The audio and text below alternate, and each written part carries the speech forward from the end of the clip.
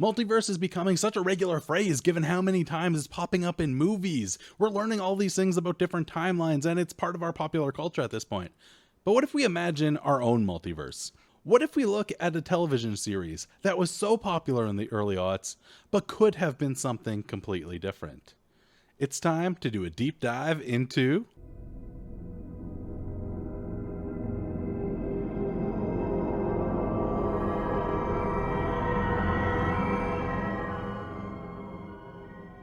Recently, YouTuber Drew Gooden put out a video recounting his recent rewatch of Lost, and it was enough to inspire myself and other people with unsupervised nerds to start rewatching it ourselves. As soon as the first episode was on, it was like this hit of nostalgia reminding me of how much I enjoyed this show back when I originally watched it. Hell, that first scene in the first episode with Jack waking up in the bamboo jungle, going out and trying to help people in the plane crash. It is still one of the most iconic, maybe the best television opening at least in recent times. Hey!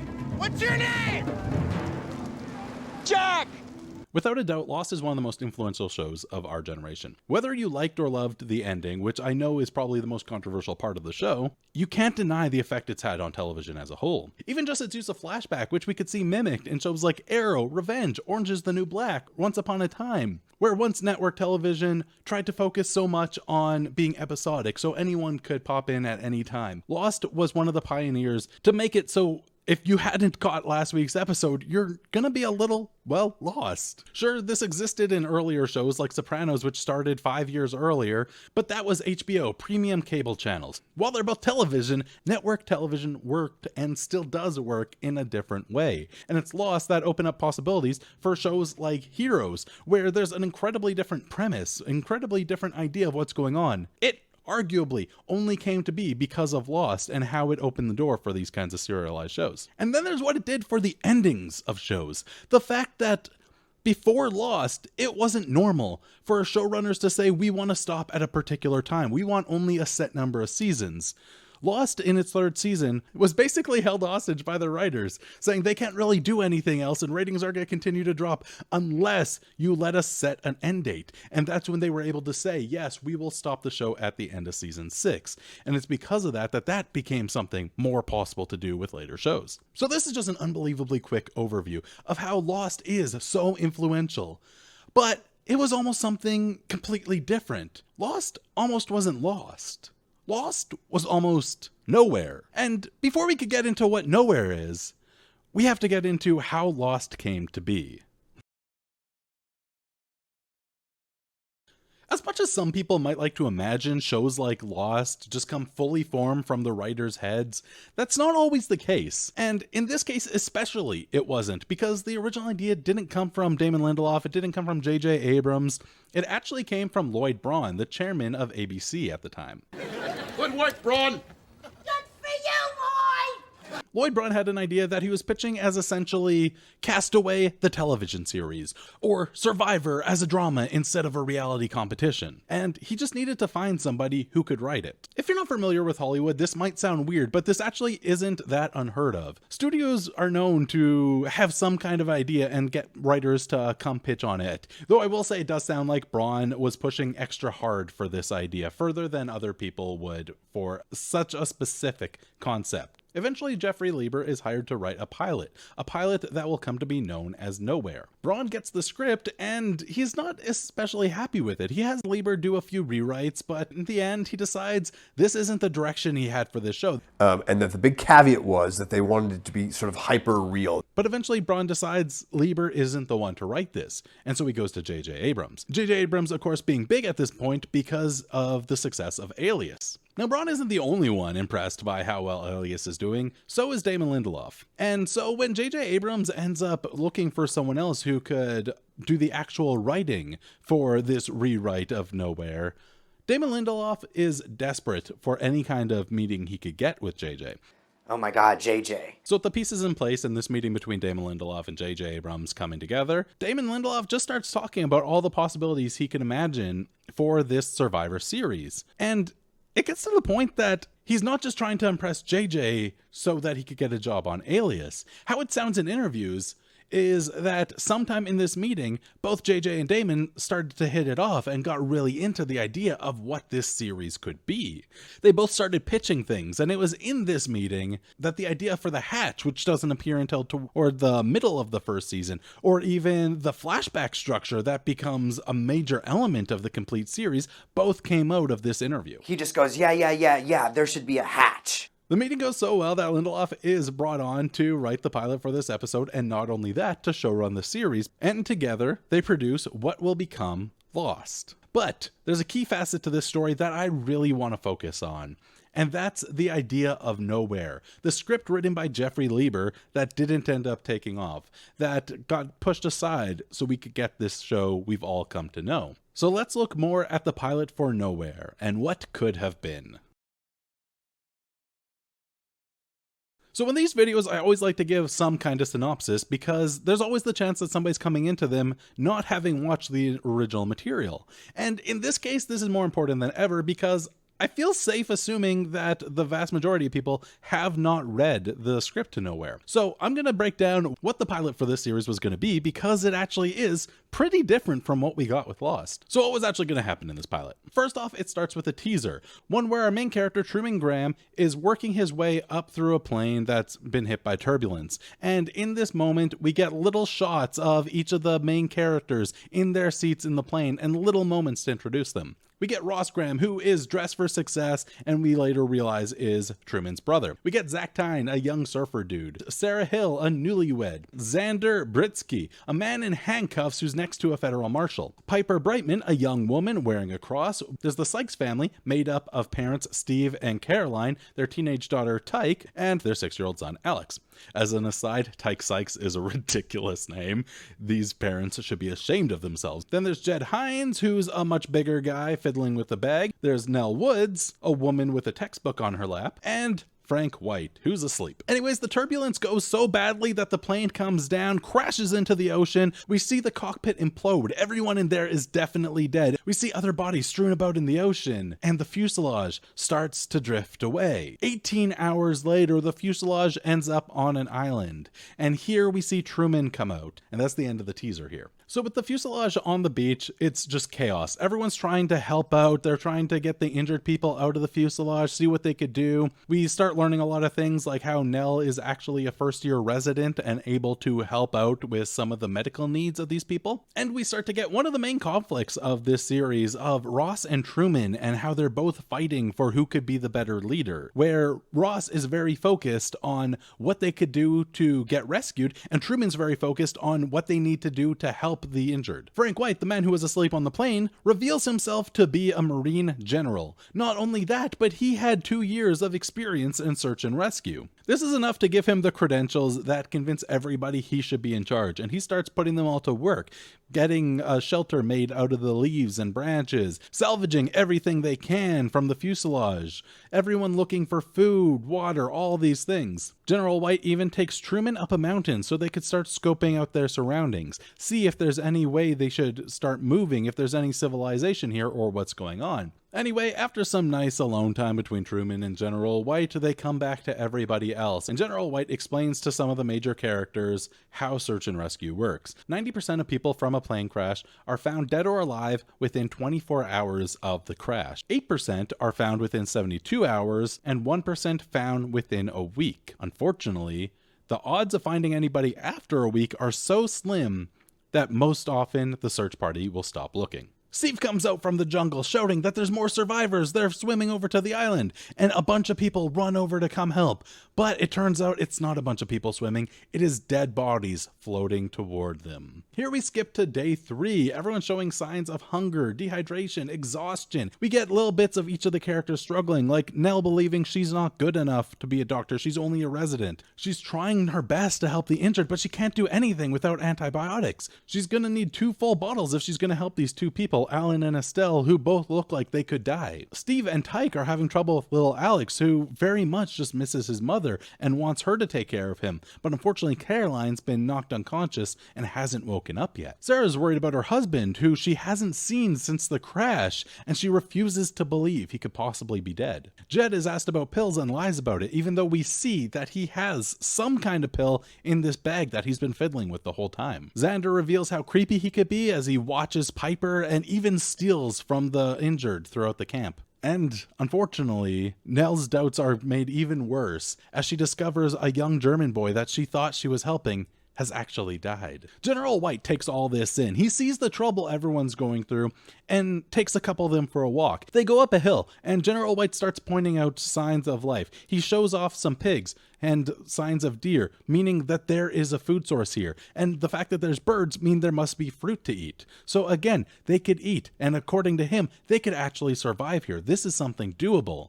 But unfortunately for him, he can't survive here because the cliff he's standing on begins to collapse and he falls, snapping his neck on impact. With 2 people dead and their de facto leader being one of them, there's now a void to fill, and Ross and Truman start fighting for who that could be. Or more specifically, Ross starts fighting for who that could be, and Truman just disagrees with him. Making the whole thing worse, it's been raining. The shelter they've been making out of leaves collapses under the weight of the rain. The signal fire they've been working on is put out. Everything's going bad, and they have to take all the injured people from the destroyed shelter back into the fuselage just to keep them dry, to keep them safe. And Nell's searching through everything. She's found 1 bottle of antibiotics, but that's still not going to be enough to save both of the 2 people. I need you to help me go through the luggage. I need any kind of prescription medications you can find, especially drugs that end in myosin and psyllin. Those are antibiotics.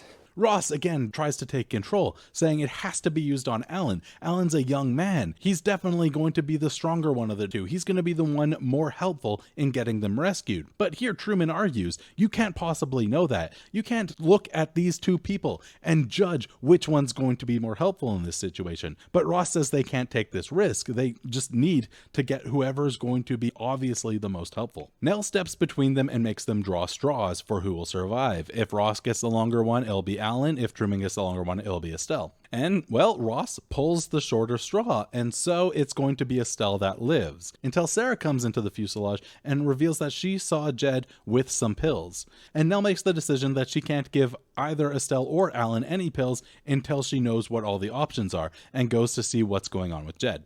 Nell discovers that Jed does in fact have drugs, but they are not antibiotics. They're not something that's going to help in this situation. They are actually hardcore antipsychotics, as she describes them. He's worried that if the other survivors find out, no one's ever going to be able to trust him. What's he going to do? And Nell agrees to keep his secret and become his doctor here on the island, helping him with this. This isn't the only confession that happens at this point of the episode, and it's suddenly day 5. Sarah reveals to Ross that she's actually pregnant. This is part of the reason she can't deal with the fact that her husband may be dead. Zach and Piper have been spending some time together over at a spring they found trying to catch fish, and Piper reveals that she was actually on the plane with her mother and sister and feels responsible for the fact that they're both dead and she's not. On top of all this, Nell and Truman seem to share a moment, but that's interrupted when it turns out Caroline's no longer breathing and Nell needs to help. Nell is able to put together some makeshift tools and save Caroline's life, exactly the ego boost she needed after the young child from earlier died. With this, Nell has all the confidence she needs, and her and Truman start making their way to the fuselage in order to give Estelle the antibiotics.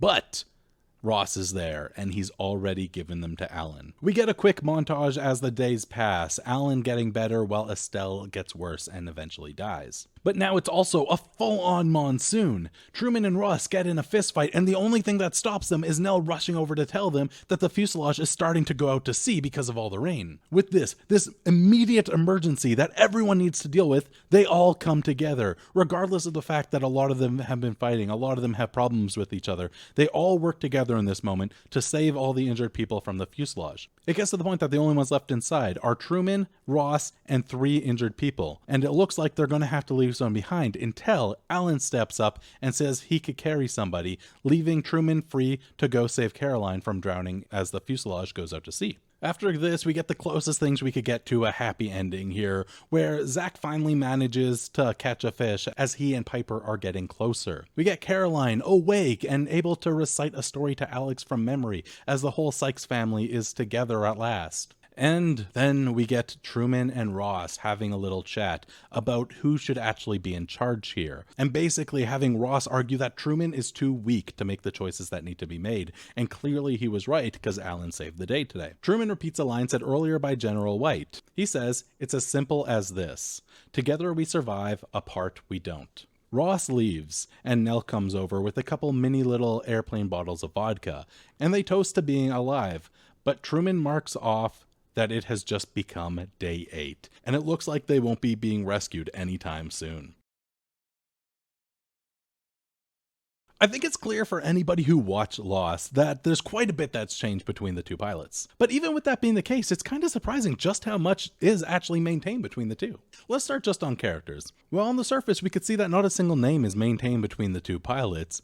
There are some clear lines to be drawn between characters of each version. First, let's start off with Jack, the main character, who was obviously taking the place of Truman, who was the main character in Nowhere. And we definitely get his default protagonist status, just the guy who we're gonna follow because that's who the show decided to follow. We also see the reason Jack was on the flight is the same as Truman's, that his father died in Australia and he has to go get the body. But we could also see that Jack takes on the qualities of Nell and her doctoring skills, although Jack is a successful spinal surgeon and Nell is just a first-year resident. And finally, Jack inherited General White's leadership skills, although I think it's safe to say that Locke actually gets General White's survival skills. With making the comparison between Jack and General White, it's also interesting to note that there was a point early on in Lost production that Jack was actually going to die halfway through at the end of part 1 of the pilot, just like General White dies approximately halfway through Nowhere's pilot. Next, I want to talk about Nowhere's character Xander, who I feel like we could safely say divided into two. The concept of this character being accompanied by a federal marshal who's hiding some handcuffs under a blanket clearly went to Kate. This is her story, but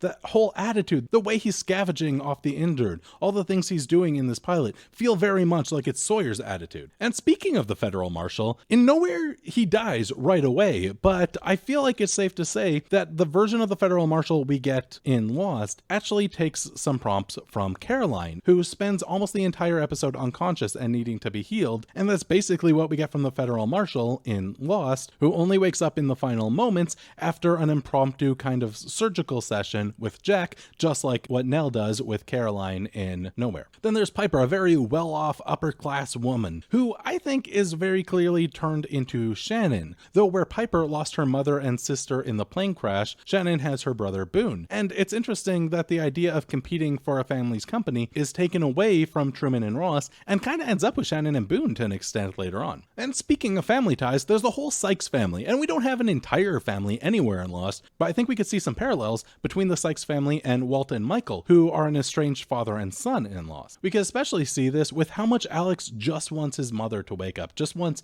to be taken care of by his mother and not his father. And while Walt's mother is never on the island in Lost, we definitely have the same attitude of he doesn't want to be here with his dad, though for presumably very different reasons. Then there's Jed's reliance on pills. Now in Jed's case, these are prescription, these are antipsychotics, these are helping him normalize in a way. This same basic concept kind of plays out with Charlie, though in his case it is heroin and an addiction, something that he could wane himself off of, and not something that feels as much like a ticking bomb that they're going to have to control later on. Though let's be real, especially nowadays, I'd hate to see somebody being used in this way of because they are on antipsychotics, they're being treated like this ticking bomb. And finally, I want to talk about Sarah from Nowhere, who is another case of a character who feels like they were split into two in Lost. Her belief that her husband must still be alive feels just like Rose in Lost, who, at least in Rose's case, ends up being right. And the fact that she's pregnant and on the island is taken over by Claire, although Claire is very much showing, and Sarah presumably is very early on and not evident at all until it is explicitly stated. Now that we've seen parallels between some of the characters, let's look at some plot threads that are set up in Nowhere that eventually make it into Lost. For one, we have the fact that Nell agrees to help Jed with his antipsychotic situation.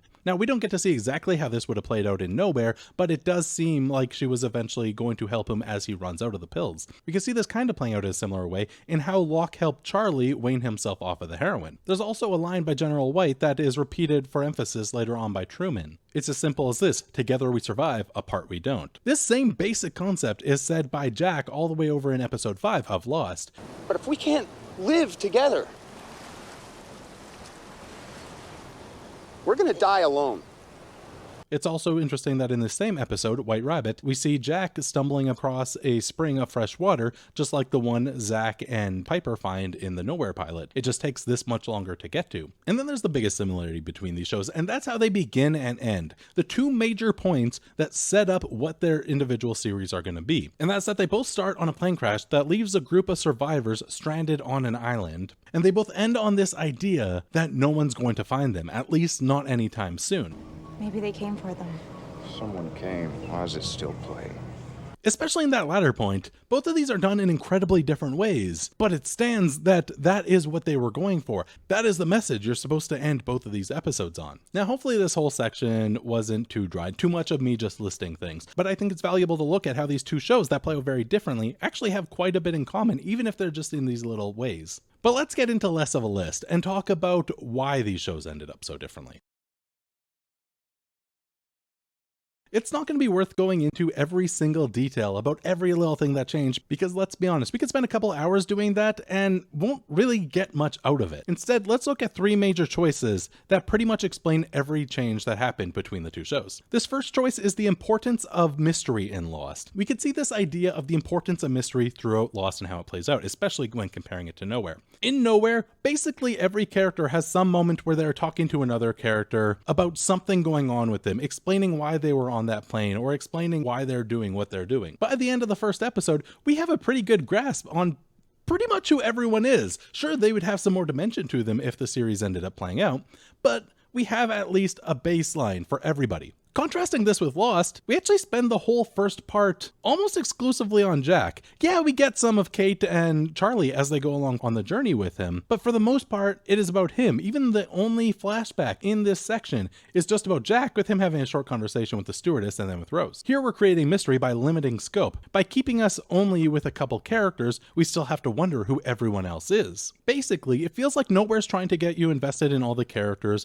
by telling you as much as it can about all of them in this episode, versus the way Lost handles things by making you ask questions, by making you wonder who these characters might be. This concept of mystery could also explain how time passes in the two shows. Lost takes place over about a day approximately, because Nowhere takes place over a week. All the characters are becoming much more familiar with each other. They're all becoming closer, versus in Lost, where we play out the same amount of time in about 5 or 6 episodes. So there's always that tension there of not really knowing any of these people, who could be trusted, what's going on. Polar bears don't usually live in the jungle.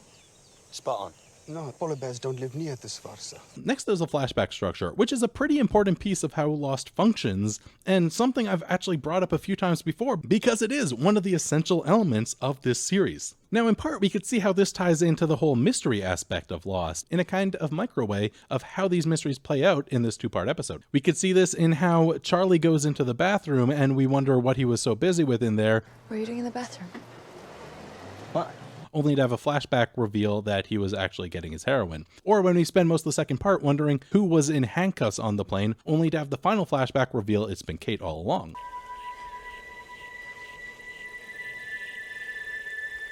Probably the most important thing these flashbacks are doing are giving us a break from being on the island. And this is one part where I could actually go to Damon Lindelof's interviews, because he says he brought them in specifically so that every episode could have us spending time off the island, so we're not getting bored of seeing all these people just on the island. These flashbacks are here in part to give us a deeper understanding of the characters, but also just to give us other places to look at, other things to do that aren't just about the survival of these characters. And finally, there's the supernatural elements that are here in Lost that are nowhere to be seen in Nowhere. There's not a lot of these in the first episode, but there is enough to set up that this is definitely going to be a thing. For instance, the very first act, before we get to the first commercial break, we get to a moment where it's their first night on the island, and we hear the wails of some mysterious creature, and look at the jungle where the trees are being pushed to the side. We don't ever see what it is, but this monster will come to haunt the rest of the series.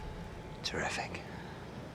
Later on, by the end of part 1, this same monster, again unseen, ends up attacking and killing the pilot and chasing after Jack, Kate, and Charlie as they are in the jungle. The supernatural elements at play in this episode are all probably things that could have potentially been explained in a somewhat realistic manner at some point, but that's not the direction they go. And in fact, it is because they are there that it allows the show to get to these places where by the last seasons, they're doing things like time travel and these epic battles of good versus evil. 2 players, 2 sides. One is light, one is dark. With all this in mind, let's go back to the fact that both of these pilots end on the same basic idea, that these characters are not going to get rescued anytime soon. Nowhere is very focused on realism, so the fact that they're not going to be rescued comes down to an earlier setup that the fuselage drifted away for 18 hours before finding the island, and the fact that they haven't been found for 8 days, meaning most search parties would have stopped. This is very much set in the real world, and what real world explanations could tell the audience that these survivors are not going to be getting off the island anytime soon. Now, instead with Lost, we're getting these ideas of mystery and the supernatural. Unfortunately, the flashbacks don't apply to this particular element, but hey, you know what, they're still there. By the time we get to the second part of the pilot, we get a small group of characters approaching the top of a mountain, and they turn on a transceiver in hopes of sending out a signal to get some help. But they can't send anything out because there's a message coming in. There has been a looping SOS going on for 16 years. The others, they're dead. It killed them. It killed them all. And if you could understand French, this one part that isn't translated about how she's going to go to the Black Rock. Now, on its own, this isn't very supernatural, but I'm going to count this because, like, the idea of someone just talking about how everyone's been killed by something, and you presume that it was probably involving this monster that we heard of before, this feels very supernatural. But it's also about setting up mystery, about why this loop has been going on for 16 years. Why wasn't this other person ever rescued? What is the Black Rock? It's ending on the same kind of idea as Nowhere, because it's saying that this woman hasn't been rescued for 16 years. They don't have a chance to be rescued. But it's doing it in this very different way because it has these very different ideas of what it's trying to be. Nowhere and Lost are both built on the same concept by Lloyd Braun. This idea of Survivor as a drama, where there's a plane crash and all these strangers have to come together as survivors in order to try to get themselves off the island and even just survive on this island. To me, it is incredibly interesting that although they have so many little points in common, that they come from this same concept, that Lost is even built on the pilot of Nowhere, that these shows are so unbelievably different. These pilots are different enough that I'd argue, if Nowhere actually got made 2 and they both lasted the same amount of episodes, while the 2 shows would start off with everyone comparing them, calling one of them a cheap ripoff of the other, where the 2 shows end up would be so diametrically opposed that they'd be unrecognizable as starting from pretty much the exact same place. Now, this is really interesting to me for a couple of reasons. One, it's this point about writing, and a very important thing, I think, for writers to pay attention to. The fact that you could see something that has a very similar logline, a very similar premise to whatever you might be working on, but it's going to turn out to be something completely different. Because people coming into something with different intentions, different experiences, will end up writing that same idea in incredibly different ways. And this is a fear I see with a lot of my friends who, like me, are more in the amateur area of writers, where they might see that, oh, this TV show got bought, and this is the basic idea of what the show is, and they freak out. That's the pilot I was going to write. This is the show I wanted to do. And now they've stolen it that they could never make my version of the show. But the fact of the matter is that while the concept might be there, the concept might sound the same in the single line form, the show itself will most likely be unbelievably different. And secondly, it's just interesting to look at what Lost could have been. How in an alternate timeline, in the multiverse, where Nowhere was the one that got picked up, it could have been an incredibly different show. And it's interesting to wonder, could that show have been nearly as influential? If Nowhere was the one that got picked up, is there any chance that we would still be talking about Nowhere in the way we're still talking about Lost today? And hey, so that is another video done. Thank you very much for making it this far. If you have, please click that like button now to prove that you have made it this far. I'll just assume anyone who clicks the like button has made it this far. Let me know in the comments, what did you think? Would you have been interested in being able to actually see Nowhere? Do you think it would have been more up your alley? Because I think that's the biggest thing. It's very subjective. If you're more into the sci-fi stuff, Lost is going to be more for you. If you're more into realistic drama, then Nowhere's probably going to be something way more interesting to you. And be sure to hit that subscribe button so you don't miss any of these videos as they're coming out. I really hope you enjoyed it. I had a lot of fun making it. Can't wait to hear what you guys think. And until next time, see you later, everybody.